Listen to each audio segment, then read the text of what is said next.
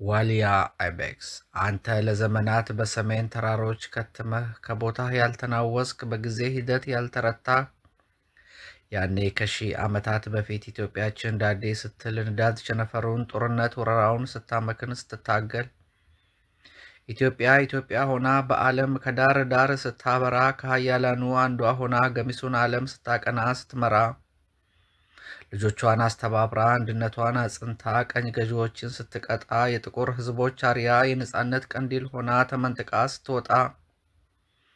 በዘመናት ከፍታዋ ዝቅታዋ በመውደቅ መነሳቷ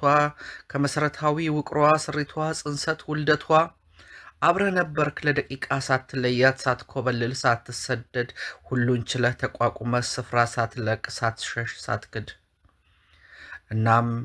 እናም ዋልያ አይቤክስ ኢትዮጵያችን ያለፈችበትን ውጣ ውረዷን ሐዘን ደስታዋን እስቲ ያስረዳን እስቲ ንገረን ታሪክ ሚስጥሯን ሰምና ወርቋን ተነበበ በገጣሚው ድምፅ።